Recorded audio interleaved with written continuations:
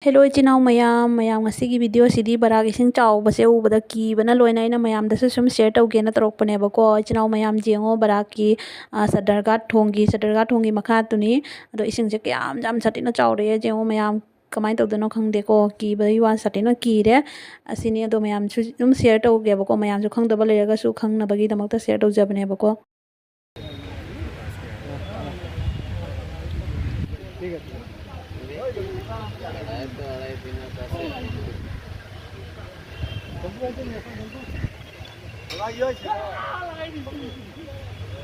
Asisina mayam kenoni ko aigi building do aina laiba building sigi maninglomdani malinglomda nala leibako nala ising se tum hogolokpada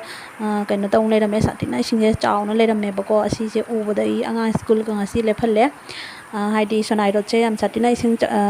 nala gi ising thungal lebako aduduna ina mangasi school lephalle bako do din je numit che ngarang gi numit ne bako ekdam lep tangai nong se chui ado jeng si mayam kisu yam satina ki jare kamai to dono khangde Ema Echa ta lei bani na ne ko chinaw mayam ado mamang da Silchar Sadarghat bado bada urubada gi ne ko hajik ki bai wakhan je ki na tum leire mayam aina siga jum tawna keno ma jum ma namai se ko jum tawsalaga ado asigi jum sidi pura ising thumme ba ko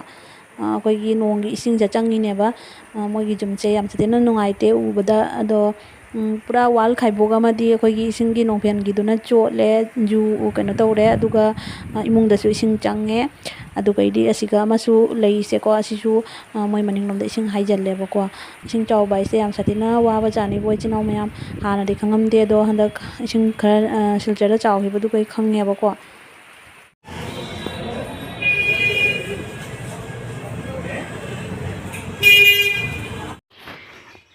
mayam na mu ising chawdo ki man gina ina ne ko Ema Echa pap chaluro jerum je plate ama loksale duga isiga leire ekra champa machu maroi leire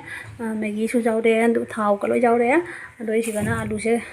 kilo ahum loksale ko alu se karon chu duga di sonda keno leire sonda thebong maru su lei alu atei su leire ba su kijana ne ina ne alu atei su leiri ado kijana ina loi thokra de nam kum loksale ni mayam Ema Echa ta leibani na jam sat thina kije ba ko mayam na mu ising chawru ba duga ine ko mi hunje paikhatle haisini bo dunane Barak tang ising hengale haibaka dugaidi Silchar da katang ising chawrokpa doi nong si tawbase ubadane hanagi nahamu mamang chahida tawhibada du taningjangi yam satina kijeyebako aduduna ina pap Ema Echa chatmina ore pe mamam pairaga duga adum mathau taba pot khara lawre atei di dum hawai changwai gadi loi leieba lawninga amata leite ata nungta hawai changwai loi leire doina low dum thau sisu doidi kolge nongge doidi beson ke kaloina extra loksalak panebako yam satina kijeybo chinaw mayam ado hanadi amata keno se ujaramde ising chawbase uramde do handakki mamangi matangdo aduga phachana ising chawbase urabani na ne pangki ta kijeyebako adoidi mamang ising chawbada akoigi ne gari ama su scooty ama su jadana pura jadana jonthokre aduga anoba ma lei ne bako ado handaksu ising ke thumjala di kamai tawdono khangde gari ka se kai kai thamde ba khangde ado ma su le di khafaba Ema Echa ta lei bani na kok santina saheba mayam asini ado asum aina share tawning na taropane bako mayam nasi siga leide mayam hawai se kam dhokpa loire adoidi sigana sing soina thamme jenam ga adoidi sina awa fadigomni adoi sigana phakphai leire siga hari bob leire siga machan pura suna thamme ado haji kana tawrani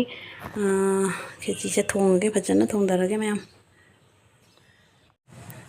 siga poche pura hap chan khare thum machu maroi adugaidi aina mana masing soi basingdo haji thau jairani mayam ngthong su ngauba loire siga aina thebong maru ka hapchali mayam ngthong je am hajina harni nap nap laure khechi je siga amta wakhai bi khechi mayam ngasigi lunch siga leire nong churabani na khechi oina thonge phakphai ke kra madoi pangsu na thongbani chinaw mayam aduga siga na ngauthong leire ado mayam aigi morok se chikpa ngamgadra jengge bako ado chinaw mayam ngasigi oina di ai yam sanghalaroi ge video se bye bye